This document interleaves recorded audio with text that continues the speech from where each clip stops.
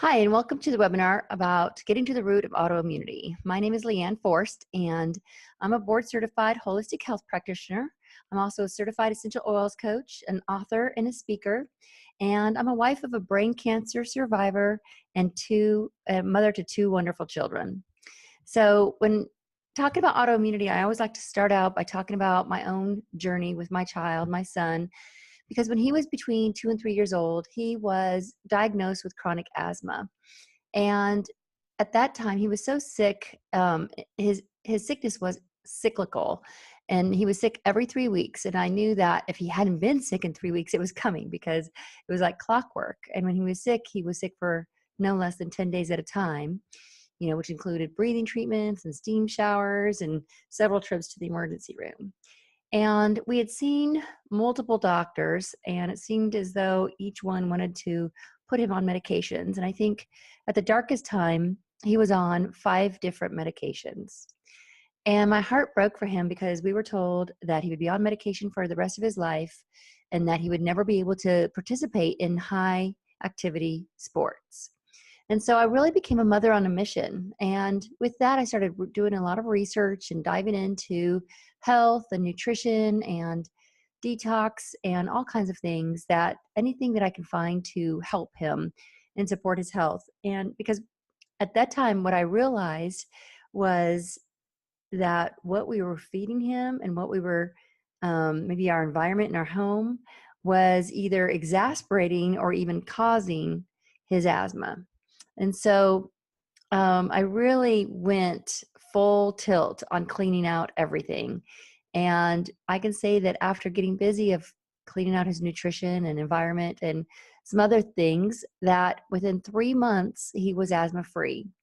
And he's now 13 and a half, and he's been asthma free ever since and off medications since that day. So that is why I do what I do. And I often get the question as to what the difference is between a doctor and a holistic practitioner.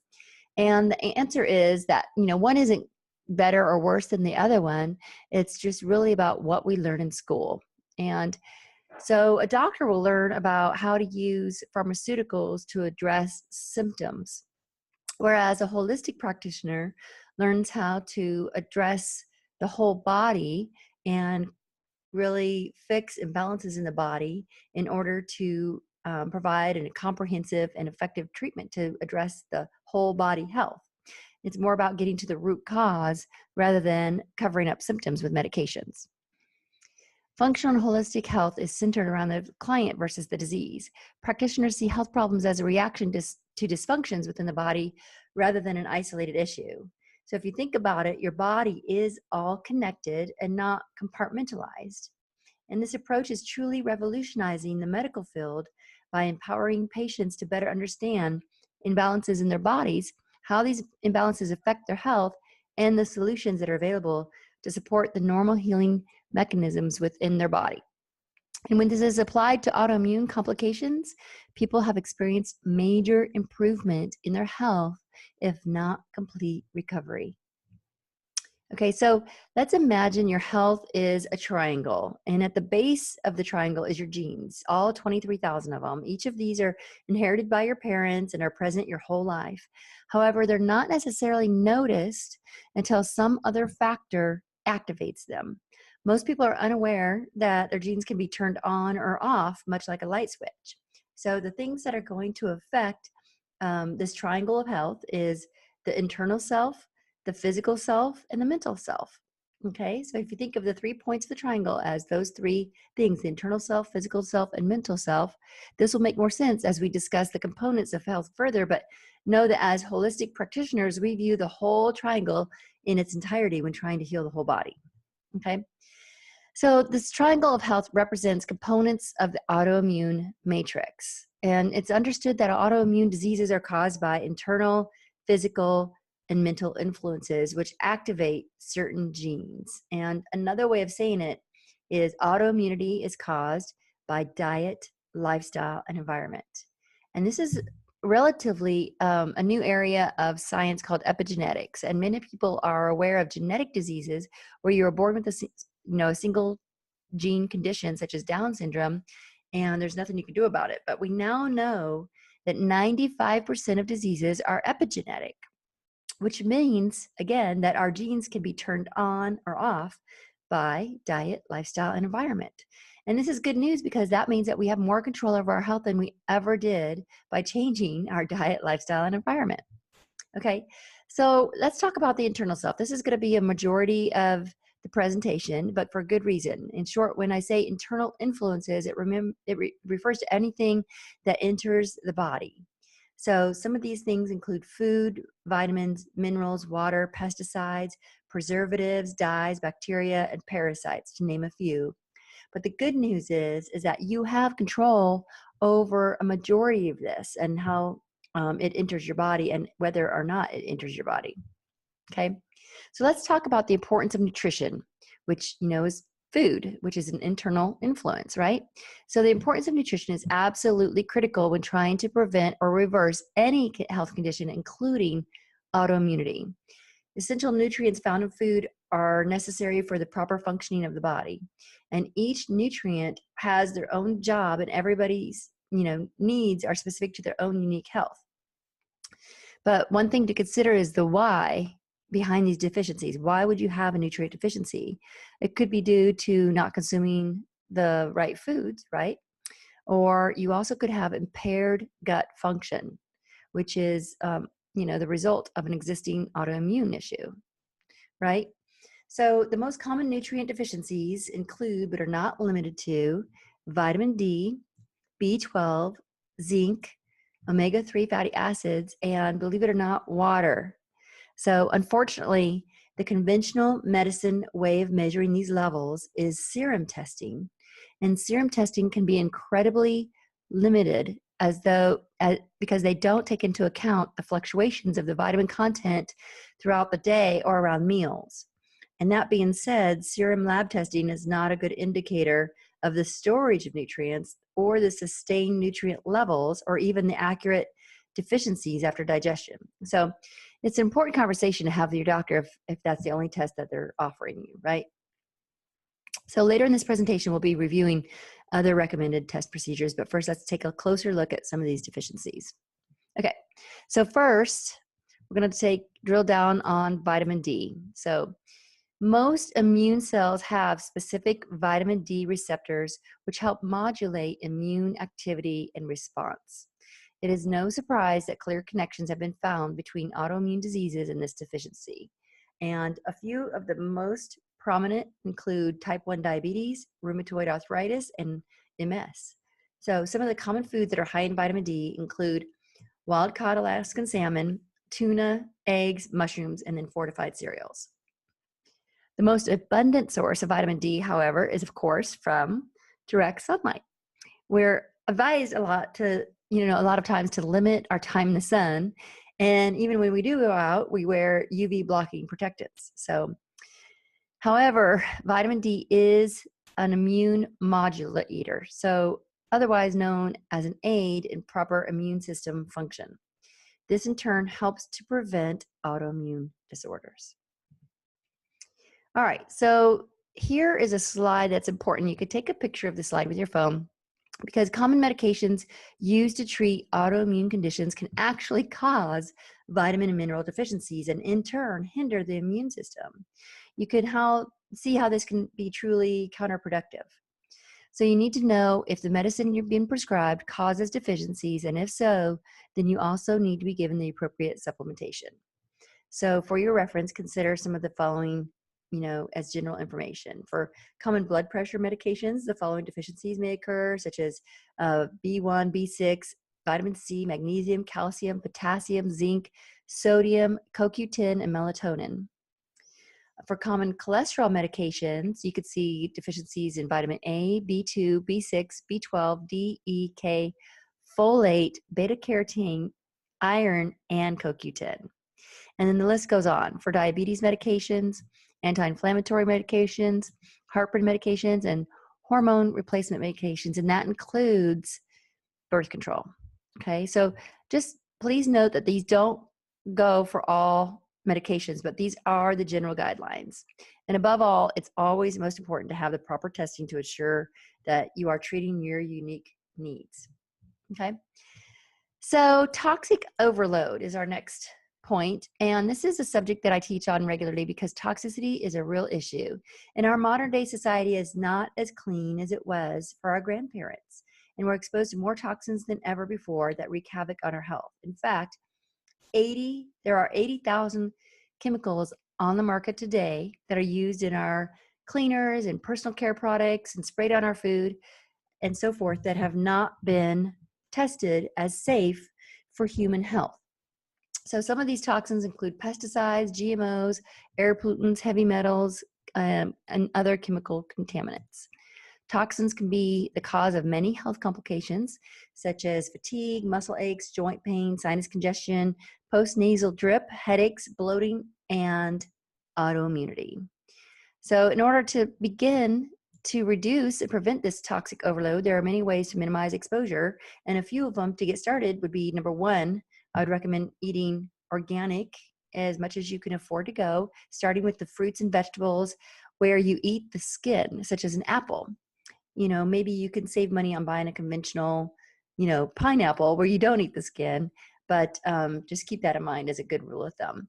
And then also eating non-GMO foods, also investing in a good air purification system for your house, because whether you know it or not, your indoor air is actually 10 times more toxic than your outdoor air. Also investing in water filters, because although many cities test their water as generally safe, there are still contaminants in there that are affecting our health. And then, of course, switching over from toxic household items and cleaners and personal care products to non-toxic or toxic-free household cleaners and personal care products. Okay. So luckily, there are ways to monitor your nutrient deficiencies, toxic buildup, and bodily imbalances. But unfortunately, conventional doctors don't provide many of these tests that are needed to get to the root cause of autoimmunity. But here are a few labs that holistic practitioners can use to get to the root cause of autoimmunity and other health issues. So first, I really like working with spectra cell micronutrient testing because they can assess your individual nutritional status, your antioxidant, and your immunity status.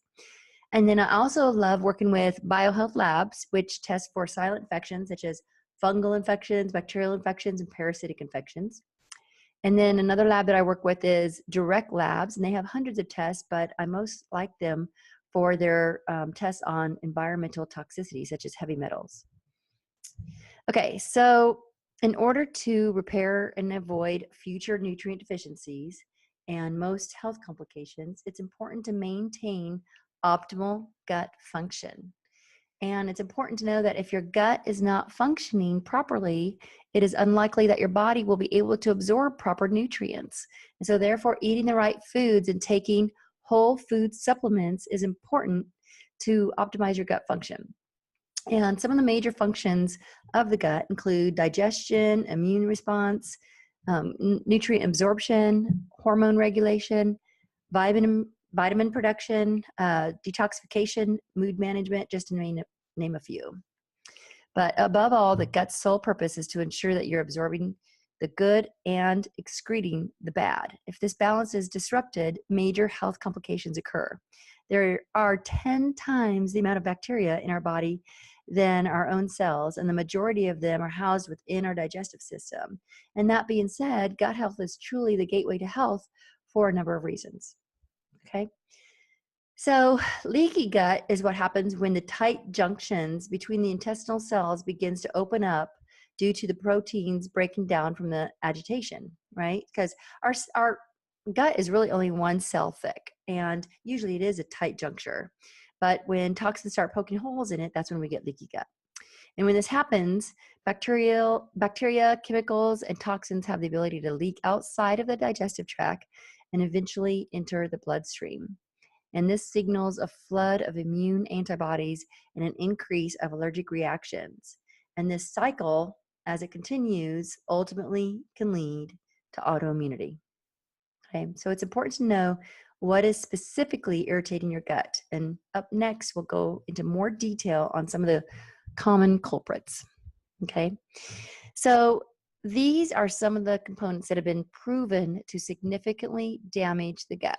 First, the standard American diet, right? That a lot of us are eating nowadays, which is all the processed food that comes in the packages and the bags and the boxes, right? And then, of course, chemicals. We have 10 times more pesticides sprayed in our food now than we did 15 years ago. We now have a lot more preservatives, heavy metals from the pesticides, food dyes, GMOs, glyphosate, and microbes that we're exposed to. We also are walking around with silent infections. Many people have a bacterial or viral or parasitic or yeast overgrowth that they're unaware of. Gluten and other grains have become a real problem, and food allergies and sensitivities. Aggressive exercise can even damage your gut. And then, of course, chronic stress does have an impact on your gut health. So these are just some of the main proponents of the cause, for a cause of leaky gut syndrome, and which is a harmful condition that can cause a plethora of health complications. All right. So if you're on medication, it is crucial to be aware of the potential risks. And some of these include such as things as antibiotics, which can destroy the good bacteria needed for digestion and can cripple vitamin synthesis and then increase your risk of a yeast overgrowth. And then common pain medications have been found to erode the mucosal lining of the stomach and small intestine, which contributes to intestinal permeability, which is, leaky gut. And then acid reflux medications can block stomach and acid production, which in turn hinders digestion and absorption, often leading to nutrient deficiencies. And then another one, a big one, is antidepressants, which negatively affect the neurotransmitters in the gut. Okay, so here's another one. Untreated sensitivities and allergies can cause serious health complications, including autoimmune diseases. Some of the most commonly ignored sensitivities and allergies include food allergies, medication allergies, surgical, chemical, and mold allergies, and then any allergies to additives as well. So fortunately, there's a way to test for sensitivities, allergies, and my favorite is the ALCAT test, which tests at the cellular level. All right, so let's dig into gluten and autoimmunity. So gluten was actually the first medically proven cause of autoimmunity in 1952. And since then, plenty of research has backed this up. Gluten allergies and sensitivities have been increasingly becoming more common. However, recent research has been implying that gluten can even cause adverse health effects in people that don't have these conditions. So why is that? Well, gluten produces a protein that directly injures the intestinal lining. Hello, leaky gut, right? The antibodies that are initially produced to attack gluten leach out of the GI tract and into the bloodstream. The body reacts by secreting inflammatory responses. And then the body becomes unable to differentiate between the gluten or the invader and the body's healthy tissue. And this is what we call the start to autoimmunity. Many people with autoimmunity find success by going on the Paleo Diet, which is a grain-free and gluten-free way of eating. All right, so heavy metals, these are all incredibly dangerous to your health and immunity. Unfortunately, we're exposed to all of these in the air we breathe, the water we drink, and even the food we eat. The most alarming way that toxic metals affect our health is by competing with beneficial minerals for binding sites, and this leads to deficiencies regardless of your daily intake. So your exposure to many of these toxins is often gradual, and therefore the accumulation can be left unnoticed for extended periods of time. And some of the worst ones are mercury, cadmium, arsenic, bromine, and chlorine. Okay. Now, here's the wrap up for the internal self. We know that our health is truly a combination of the things that we put in our bodies. And between the quality of the food we eat, our exposure to toxins, and our body's ability to detoxify efficiently, our internal health is directly affected. So I recommend that you work with a functional or holistic practitioner to ensure you are receiving the proper testing and a comprehensive healing strategy, as well as the support you deserve to take control of your health. And always try to have the highest quality food and water that you can obtain, and then reduce your toxic exposure, and then always test, don't guess. All right. Now, briefly, we're going to go over the physical self. So the physical component of the health is a bit more straightforward, and it's something we can confront every day. There is a common misconception that as we age, our health naturally declines. And we hear it all the time from doctors that the aging process is basically synonymous with our bodies breaking down and becoming sick.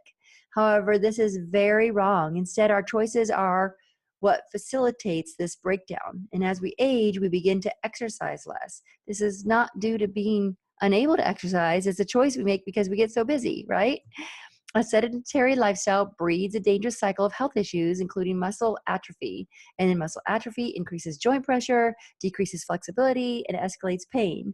Pain then causes us to continue to not exercise, which leads to more muscle loss and further joint restriction and pain. So, can you guess the solution?